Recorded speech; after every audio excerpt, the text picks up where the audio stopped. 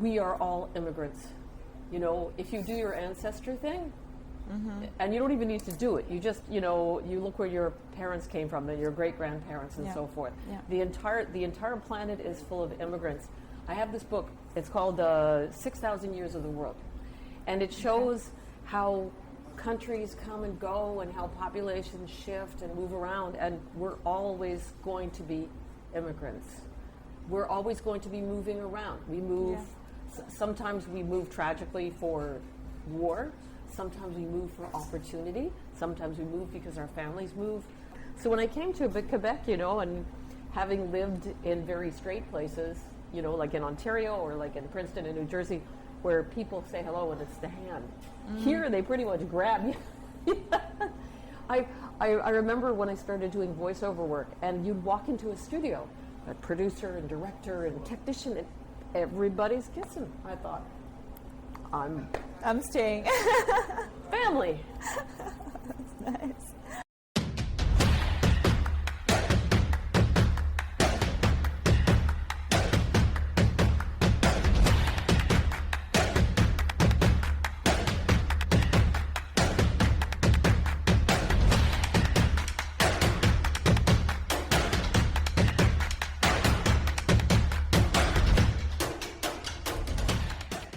So, Eramelinda, awesome to have you here. Always glad to see you, always happy. So I know you very well, but others probably don't yet. So please present yourself. Well, my name is Eramelinda Boquer, and I'm a broadcast veteran of over 40 years working in radio, television, film, animations, commercial production, documentaries. And over the past 20 years or so, I started to shift to communications, to work in publishing, marketing, advertising, and most recently, I started teaching at Champlain College, St. Lambert, where I teach communications, which I love because most of my students are new Canadians. And I also teach people privately how to speak to present their best selves. So, which means that you are an expert in communication, because all your life, even in television and radio and everything, it was all about communication, right? Yep. So, what would be your main piece of advice to immigrants regarding communication? Well, first of all, don't think of yourself as an immigrant, because we're all immigrants. We are all from someplace else. Literally, our parents came, there's first new generation. But when you come, you're now moving. You're now part of the community. You're now part, wherever you are, you become part of a community. So feel competent, feel strong, you know, don't be afraid to learn a new language and be shy. You can take lots of free language courses online. I learned French when I moved to Quebec. Je parle pas un mot de français. I learned French by watching children's programs, reading French cartoon books, but I also immersed myself in the culture. I went to French theater. I went out with French, well, actually, I started working broadcasting right away, but when you work with people and you're working in a new community, ask them about themselves in all communications, and especially when you're new to the community, whether it's a new job, a new country, a new city. Listen to people. Get advice from them. Find out about their community and make it your community. That is the best way. And don't be shy, because there are people who speak French perfectly who are shy to speak French. Absolutely. So what I often see is actually immigrants would say it's very hard to become friends with, let's say, Quebecers. So your suggestion that is to be more involved in everything that is happening in the community, right? And ask questions. And this is probably the way to become friends with them and to know their culture and to know how they live and their way of thinking. And then the integration happens faster, right? Absolutely. The more you learn about the music, the food, the dancing, the theater, the literature, and also, too, when I first moved here, j'ai parlé français comme ça. C'était très dégueulasse, you know? But they were like, oh, it's so cute. You make the effort. We like you try, you know? It was like, it was wonderful. Everywhere you go, and once again, it's not just the immigrant experience, but it's a matter of getting to know people and listening a lot, ask questions and listen, and integrate yourself. Right now, because of COVID, of course, we can't go to movie and theaters, but there's a lot of great French theater. There's a lot of great French TV. Start watching French TV programs. And a lot of our students at the college come from different countries, but they work with a lot of Quebecers. And as I said earlier, ask questions, immerse yourself. You know, it's like me too. When I first came here, I didn't move to the West Island, which is very Anglo. I was like right into Balconville. Michel Tremblay, who's a French playwright, land on Fabre. Very, very French Canadian. Yeah. And I had a French Canadian roommate who didn't speak English. And we had a lot of laughs because you make a lot of mistakes. But the more you try, the more you open up and make effort. And just think you're invulnerable. Nothing's going to hurt you if you mispronounce a word. Nothing's going to go wrong if you ask a question. Absolutely. It just needs a little bit of self-esteem and Yeah. self-confidence, right? And also get involved in a community group. It's a little harder right now, but when I first came here, I volunteered a lot with food banks and women's shelters. What a great way to get to know people. Absolutely. That's right. Now, when you compare how immigrants are welcomed here now and you compare the time when your mom was an immigrant in Canada. Well, it's very different. You know, my In what way? mom was Spanish but born in the Philippines, and we have Filipino blood in her. So it was interesting. Though she looked, she was mestiza. Everyone would look at her and think, oh, well, there's just a North American, right? But when she opened her mouth, she spoke English with a Spanish and Filipino accent. And she was just different. She came from a family that had traveled around the world, and when she first came here, people treated her oddly. You know, when they did this was in the 50s and 60s, so right after the war. So there was a big influx of immigrants, but still, it's just that weird thing. The immigrants that always come before, and especially during that period, it's sort of, you look at the new people, it's like, well, hey, we're here now, and what are you doing here? She was not allowed to work in theater because of her accent. You know, when we had school nights where, you know, your parents would do a thing, you know, North American parents would do square dances. My mom did this very intricate Filipino dance called the titty cling. And as a child, I thought that was cool, but all my friends thought that she was weird and therefore thought I was weird, and I was ostracized. And Because of that. so even though I'm a first generation, I was born in the States, but then moved to Canada, Right. I was still experiencing the bad immigration experience because of the way my mother was treated. Now I find it's not the same at all. How is it different? Well, it's like when you and I met, you know, like now we met at Champlain College where we're international. We've got people from everywhere, and instead of different being bad, it's like, you know, you hear someone's accent, oh, you're Ukrainian, oh, that's so cool, I went to the Ukrainian festival, I loved it. Oh, you're from the Congo, you know, that's really cool, what's life like there? There is still prejudice, but we all understand that prejudice actually has little to do with race or religion or ethnic background or sexuality. It comes from people being insecure, And ignorant, probably? uneducated, Yeah. unenlightened. And you know, most of the racist groups, it's kind of interesting, they all sort of huddle together, and I'm sure if you were to ask them somewhere in their life something went bad, so they felt a need to be with a group of people that was going to be bad to other people. But now, yes, we have a long way to go.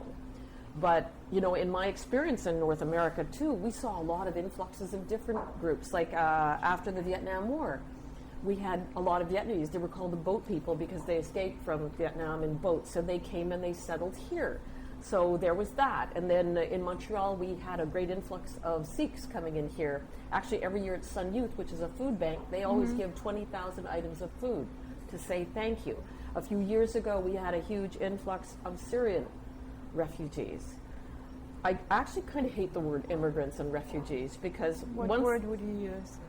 new citizens, New citizen. new neighbors, just new neighbors, because that really in reality is, but I find it's better now also too because of the internet. When we were growing up, you'd learn about Vietnam or in National Geographic magazine, Right. or if you were lucky, a documentary on television, and even then those were pretty bad, you know.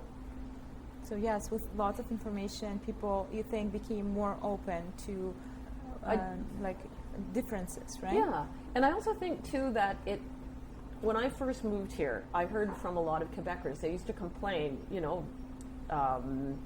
Anglophones come here, whether it's from the States or other parts of Canada, and they would immediately go live in the West Island or in Westmount in their English communities. And there's been complaints of other communities. You could say, oh, well, there's so many Italians in St. Leonard, but that's sort of an older thing. That happened a while ago. I do believe now that, well, yes, it's true, some communities, you could go to certain areas and see.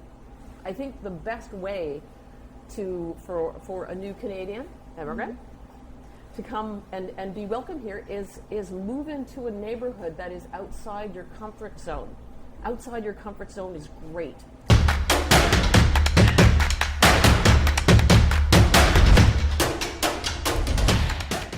Don't you think that new immigrants are already stressed because they feel insecure, because everything is new to them, and then living in an environment, in a quartier that is totally strange would add to their level of stress? Well, I guess it depends on what kind of a person you are. I took a different path. Though I did, when I moved here, I did join the American Women's Club in Montreal. And to go to maybe events. It's actually the oldest service organization in Quebec. It's over 100 years old, but it was just meant to help American women. But it wasn't to be only with American women. The club was built to have things like book clubs and parent and kid clubs and movie clubs. But we also integrated ourselves by doing things for our community. But a short answer to your question is, when you move, yes, maybe, who knows, maybe your circumstance will have you moving in with a relative in a quartier that is from wherever you're from Italy, from Moldavia, from Ukraine. But eventually, you have to go outside, because the power comes when you just let yourself go and say, I'm going to experience this, and I'm not going to worry about the way I speak French. I'm not going to worry about offending people. Because have you noticed too that confident people, no matter where they're from, they attract more people? Yeah. If you have an attitude where, if you're shy, or we teach this a lot in communications, but if you're shy, don't make eye contact, and you and I are not going to work together and not look at each other in the eye. And also too, because if you're one of these people who's always people think either you're not listening or you're lying or there's a problem with you, I think that the best way to integrate is to feel comfortable in yourself, and because everything actually boils down to psychology. Absolutely. So right? This is the core of everything, Yes. right then? So psychologically, what would help people in their integration process? Well, right now, I just say this, with the students that I'm working with right now, we're doing all our classes online and Zoom. But I would say, if you're a new Canadian and you're studying at a college and studying in Zoom, find yourself a French Canadian study partner. And you can work together, like a lot of our students do. They're studying computer stuff that is way beyond me right now. They were doing networking last week. I know that has something to do with connected commuters. But, so let's say for me, if I was taking that class, I would find a Quebecois study partner. Because instead of somebody from your culture, yeah, right? from my country. Because I would want to, I know that while we work together on our project, that I would say, hey, so, I hear a lot about this poutine, so what's that like, and where's the best poutine in the city? Or what's your favorite show? Maybe I'll try and find it because I can watch it with subtitles. That's another thing too, is watching films with subtitles also helps to integrate, because you hear the words, but after a while it starts to bleed in. But you can't integrate into a new culture without integrating into a new culture. And you can't have an attitude, and it's the same thing, like a new kid from another school going, when we were growing up and your families would move and you'd switch schools, and all of a sudden you're the weird new kid. And I knew about that, because once again, I had that whole experience. Oh, your mother's from the Philippines, and you're weird, blah, blah, blah, whatever. The most important thing is I learned that when I just stopped being, yep, My mother's Spanish and from the Philippines. You accept it, and I then ex- others do. Yeah, and I could tell you some really cool stuff about the Philippines. I could tell you some awesome stuff about World War II and how my mother's dog saved her from some invaders in her house. You know? But and also too, you can't, and this goes for everybody, never have a sense of victimhood. Don't walk around going, well, you know, because I'm from somewhere else, people are automatically not going to like me. No, you have to, once again, it's psychology. You have to say, you know what? I'm good. I'm a good me, you know, and I'm always going to be a better me. Good enough, right? Oh, no, Already. not just good enough. Good. Good. It's like saying, oh, I'm just this. No, you're this. I'm not just good enough. I'm good. And have pride in yourself. And, you know, culture is a fabric. You may come here from the Congo. You may come here from Barcelona. But slowly but surely, if you're open and you're confident, and it's a fake it till you make it, because I always wasn't this confident. I used to be really shy. I know that's hard to believe, but it's true. Don't believe you. Now. It's impossible. No, but it is true. I learned to be like this. I wasn't always like this because of my mother's bad immigration experience, and I experienced it because I was her daughter. I accepted sort of being put down and that, and then one day I woke up and went, why am I doing that? You know, if you are proud of yourself and who you are, and you work on yourself, and you know, like when I first moved here, c'est vrai, j'étais gênée de parler français parce que je sais, je fais beaucoup des erreurs. But the more you do it, and people will correct you, and they will appreciate you. It's like everything else. How did you make friends in college, right?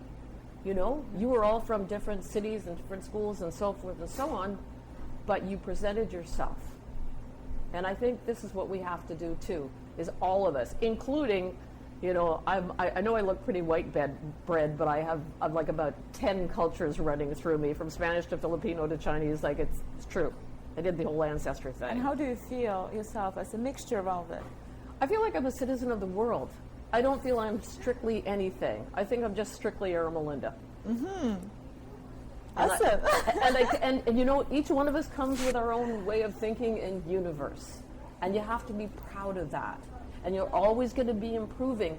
But when you're new, when you're a new Canadian, and for any new Canadians that are watching, I welcome you and I embrace you, because I know you're going to bring something really cool to our country. Because that's been the way of the world, right? Yes. You know, if we didn't accept other cultures, there's so many things we wouldn't have, you know? Marconi invented the radio. He was Italian. Thank you, Italians. You know, it's all about learning to be comfortable, learning to be good in your skin. Because at the end of the day, we are all exactly the same. You know, we want a good life. We want to be happy. We want to be healthy. We want our family and friends, and we want to have people around us to celebrate, to enjoy, and to exchange.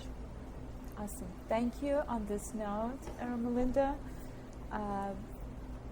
Really, I'm super grateful. I hope that all your tips that you gave today, I asked for only one, but we actually received hundreds, probably. So I hope they will be helpful.